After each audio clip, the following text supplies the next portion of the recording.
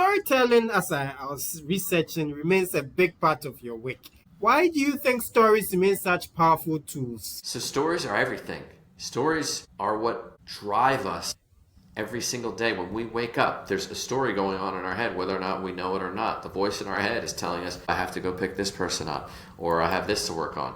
Or there's a lot of stories that have been built from our younger years and maybe the limiting beliefs that we have. And so we have the movie of me inside of us, the stories that we're telling ourselves, but also the stories that we're sharing.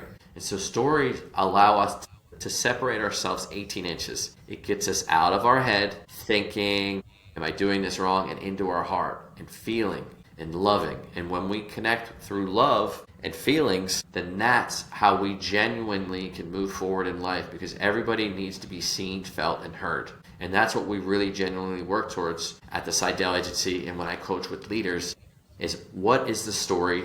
What is the story you've been telling yourself? What is the story that no longer serves you? Well, now it's time to reconnect, rebuild, and reclaim your narrative and reclaim your story. And know that anything is possible. The mind is everything. And so there's this really cool thing. It's called a mind movie that some of our people that we're working with are doing. Would be happy to help anybody listening. You can use Canva. It's a platform where you create social media. Instead of creating a visualization board, you create a mind movie that has the images.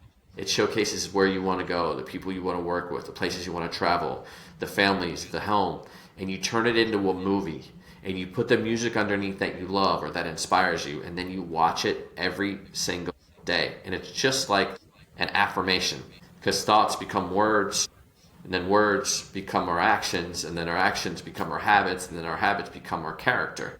So the more that we can instill ourselves with this positive support, the more that you can access, your wildest dreams. So you've been on this journey for quite some time now. And like any journey, we all pick up lessons. Can you share some of the useful lessons you picked up on this journey with us? Yeah, I thank you so much for asking. Some of the lessons that I share with my daughter, I have an 11 and a 5-year-old, and so I'm constantly trying to figure out how that I can inspire them and teach them.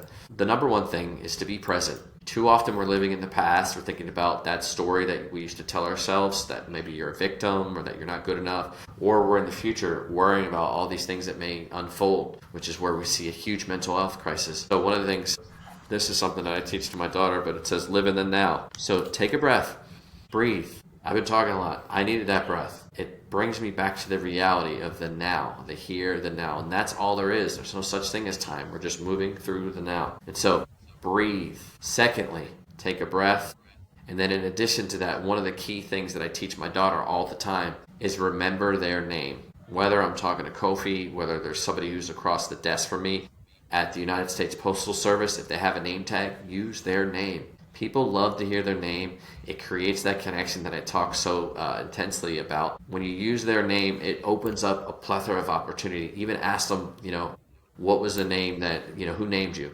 Another lesson that I talk a lot about is when you're connecting with individuals, if you're, marketing or doing anything from a sales or business perspective, is ensuring that you're delivering them value. Put yourself in their shoes. It's not about you, it's about how you can deliver them value. And then in addition to the journey, oftentimes we have these thoughts that come up, that happen in our head. And like I talked about before, mindset, the 80-20.